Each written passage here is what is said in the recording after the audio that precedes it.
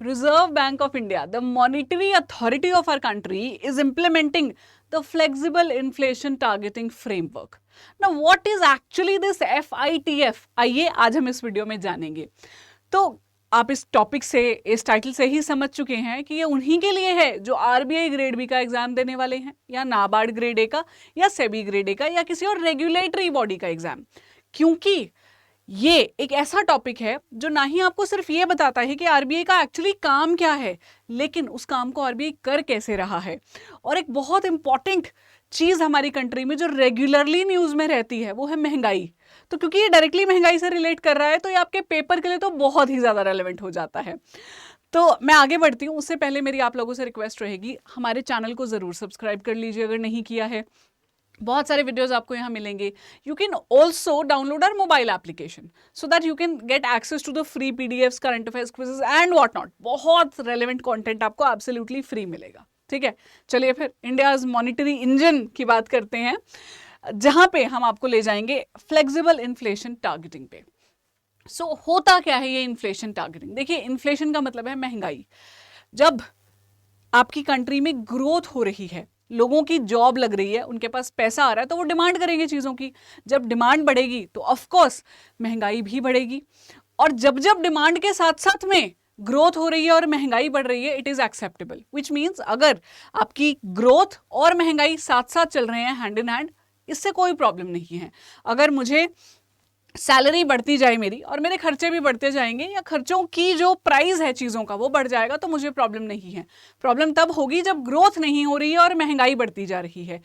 ऐसी ही सिचुएशन को कंट्रोल करने के लिए गवर्नमेंट ऑफ इंडिया इंप्लीमेंट करता है flexible inflation targeting framework through reserve bank of India. अब देखिए, आरबीआई कोई अलग एंटिटी नहीं है। हम बातचीत करने में, समझने में मान लेते हैं कि RBI central bank of India है और गवर्नमेंट अलग है, जबकि गवर्नमेंट ने ही तो बनाया है रिजर्व बैंक ऑफ इंडिया को, उसी को रिस्पॉन्सिबिलिटी दी गई है चीजों को संभालने की। तो रिजर्व बैंक ऑफ इंडिया जो है वो एक बहुत इंपॉर्टेंट रोल प्ले करता है हमारी इन्फ्लेशन टारगेटिंग में। अब अगर मैं इंडिया की बात नहीं भी करूं, ओवरऑल इकोनॉमी में, कॉन्सेप्ट में देखा जाए, तो जो सेंट्रल बैंक है उसका काम है जी कंट्रोल करना इन्फ्लेशन को। कैसे करेगा? इन्फ्लेशन रेट के थ्रू। इन्फ्लेशन रेट पहले कितनी है हमें यह पता होना चाहिए। कंज्यूमर प्राइस इंडेक्स कितना चल रहा है हमारी कंट्री में। जैसे हम सीपीआई के थ्रू इन्फ्लेशन को मेजर करते हैं, तो हर कंट्री का अलग मापदंड है, कितना महंगाई बढ़ रही है उसको मेजर किया जाता है जी। फिर उसको ट्रैक किया जाता है। अगर महंगाई ज्यादा है, मतलब लोग डिमांड ज्यादा कर रहे हैं, इसका मतलब उनके हाथ में पैसा ज्यादा है, तो उनके हाथ में पैसा कट कर दो। कैसे? लोन्स महंगे करके। अगर लोन महंगा हो जाएगा तो आप नहीं लोगे। अगर बहुत जरूरी नहीं है तो आप लोन नहीं लोगे। आपको गाड़ी लेनी है, आपको नया फोन लेना है, अगर इंटरेस्ट रेट ज्यादा है तो आप शायद नहीं लोगे। वो घर लेना है, नहीं लोगे, रुक जाओगे अभी। और यही करना चाहती है exactly reserve bank of India या हमारी कंट्री का सेंट्रल बैंक। आपको महंगा लोन देकर वो डिसइंसेंटिवाइज कर रहे हैं लोन लेने से। तो ये एक बहुत बड़ा काम है महंगाई को कंट्रोल करना, और किया इस तरह जा रहा है। और इसका उलट भी है। अगर महंगाई नहीं है, ग्रोथ नहीं हो रही है इकोनॉमी में, तो इंटरेस्ट रेट बहुत ही डाउन कर दिए जाते हैं ताकि लोगों के लिए एक्सेसिबल हो जाए, लोन काफी सस्ता हो जाए। अल्टीमेटली महंगाई को कंट्रोल करके करना क्या चाह रहे हैं? इकोनॉमी में ग्रोथ देना चाह रहे हैं, पुश करना चाह रहे हैं इकोनॉमी को। तो बेसिकली ये एक ऐसा मैकेनिज्म है इन्फ्लेशन टारगेटिंग का, जिसके थ्रू सेंट्रल बैंक कॉन्टिन्यूअसली काम करता रहता है। किस लिए? ऐसे पॉलिसी लाके कि वो महंगाई को कंट्रोल कर सके और ओवरऑल इकोनॉमिक जो ग्रोथ है कंट्री में उसको पुश दे सके। अब इन्फ्लेशन टारगेटिंग को एक बड़ा प्यारा नाम दिया है हमने, flexible inflation targeting. What is the difference between this flexible and strict inflation targeting? देखिए, स्ट्रिक्ट इन्फ्लेशन टारगेटिंग का मतलब ये रहता है कि its primary purpose is to stabilise the inflation, कि पैसा ज्यादा ना बढ़े, महंगाई ज्यादा ना हो, सिर्फ ये काम है इसका। जबकि फ्लेक्सिबल में उसका काम है कि इन्फ्लेशन के साथ साथ ग्रोथ को भी केटर करे। ग्रोथ बढ़ रही है या घट रही है उसको भी ध्यान में रखे। तो हमने अपनी कंट्री के लिए चूज किया है flexible inflation targeting framework, not the strict one. क्योंकि सिर्फ महंगाई नहीं कर सकते हम एक डेवलपिंग कंट्री में कंट्रोल, क्योंकि सिचुएशंस कभी ऐसी आ जाती है कि महंगाई ज्यादा हो गई है तो कभी काम बिल्कुल ठप भी हो जाता है। और कॉन्टिन्यूस डेवलपमेंट चाहिए हमारी कंट्री में, कॉन्टिन्यूस ग्रोथ चाहिए ताकि अल्टीमेटली डेवलपमेंट तक पहुंच सके। तो बेसिकली इसका काम, अगर सिर्फ महंगाई को रोकना है तो इसका काम है महंगाई के साथ साथ में इंप्रूवमेंट लाए इकोनॉमी में। और ये इंडिया नहीं, एक्सेप्ट किया था, इंडिया ने इसको एक्नॉलेज किया था जब उर्जित पटेल जो हमारे गवर्नर रह चुके हैं, उन्होंने 2014 में रिपोर्ट दी थी, जिसको उर्जित पटेल रिकमेंडेशन रिपोर्ट कहा जाता है बहुत कॉमनली। उन्होंने कहा कि इंडिया के लिए फ्लेक्सिबल टारगेट सही रहेगा with a medium run growth, मतलब 5 सालों से कम के या 5 सालों तक के ऑब्जेक्टिव में इसको देना चाहिए, ये नहीं कि आप बहुत सालों का दे दो, ठीक है। तो फरवरी 2015 में अग्रीमेंट हुआ था after the Urjit Patel recommendation committee, जहां पे आरबीआई और मिनिस्ट्री ऑफ फाइनेंस एक साथ आए, and it was decided that target of the inflation will be given by the government but it will be implemented by the reserve bank of India. अब वो target कितना दिया गया? 4%। मैं आगे बताऊंगी इस टारगेट के बारे में। तो जब ये टारगेट 4% महंगाई का, 4% ऑफ योर सीपीआई दिया गया कि 4% ±2% of CPI consumer price index का दिया गया, 2016 में पहली बार इंप्लीमेंट होना चालू हुआ, 5 सालों के लिए आया था। 2016 से 2021 आरबीआई कॉन्टिन्यूसली काम करता रहा कि इस बैंड से ऊपर या नीचे ना रहे आपकी महंगाई। फिर 2021 में से रिटेन कर लिया गया 2026 तक के लिए, and this time it was being expected कि शायद चेंज कर दे गवर्नमेंट, बट नहीं, ये टारगेट फिर से नहीं बदला and it has been retained again.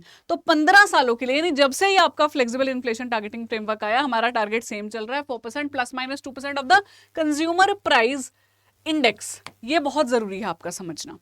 अब जब ये अग्रीमेंट हुआ था तो इतनी बड़ी responsibility reserve bank of India को दे दी गई है कि आप कंट्रोल करेंगे महंगाई को, पर उसके लिए उसे कुछ टूल्स तो दो। वो कहते हैं ना, एक टाइगर है, उसको टीथ तो दो, बिना टीथलेस टाइगर करेगा क्या, है ना।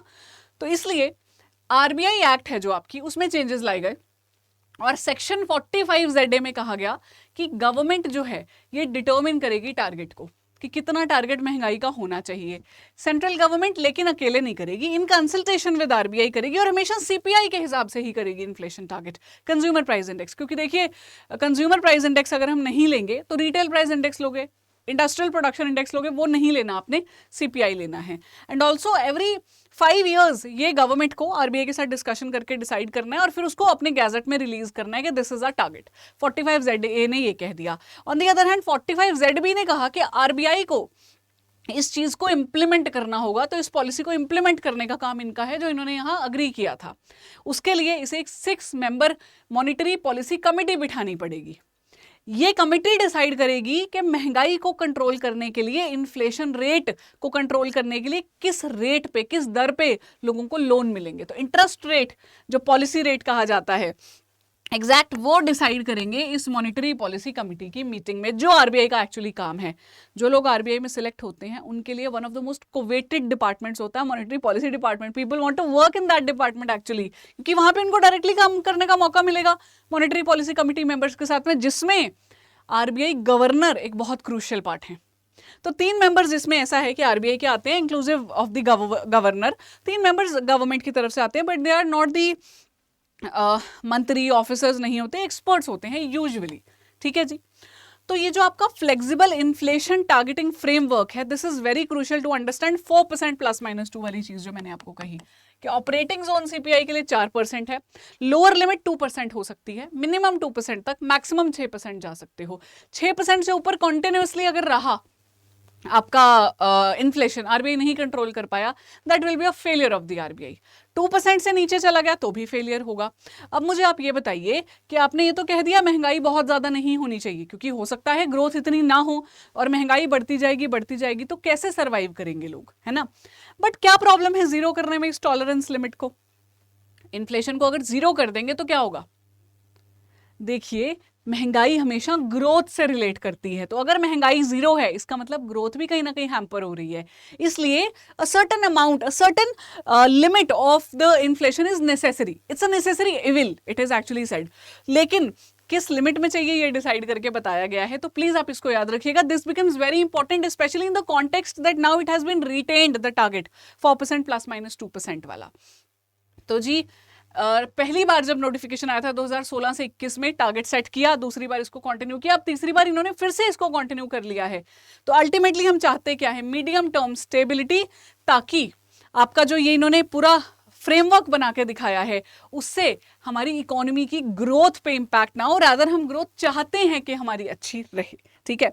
Now there are 2 cases of failure. जैसे मैंने कहा कि अगर आपकी जो सीलिंग है वो ब्रीच हो जाती है, मतलब 6% का टारगेट ब्रीच हो जाता है फॉर कॉन्टिन्यूसली 3 क्वार्टर्स, तो आरबीआई फेल्ड माना जाएगा।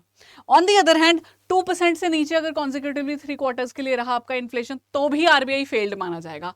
Now you tell me, that's your homework. If you found this lecture engaging, you have to tell me, has RBI ever failed since the inception of this FITF?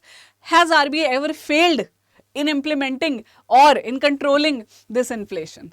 तो ये थी जी मेरी flexible inflation targeting framework की कहानी। अगर आपको video अच्छा लगा जरूर बताइए, मैं ऐसे और कॉन्सेप्ट्स लेकर आऊंगी जो आपके पेपर के लिए बहुत रेलेवेंट हैं, not only for the economy part but overall understanding of your economy and current affairs. बहुत ऐसी चीजें हैं फाइनेंशियल अवेयरनेस की। और जरूर मुझे बताइएगा, has RBI failed in the implementation of this target? Here I would like to end the session. That's your mentor Ritika. You can avail the courses that are available on our website through my course, through my code Y754. Course तो मेरा है ही, मैं हूं वहां पे, code रहेगा Y754। Thank you दोस्तों, मिलते हैं बहुत जल्दी।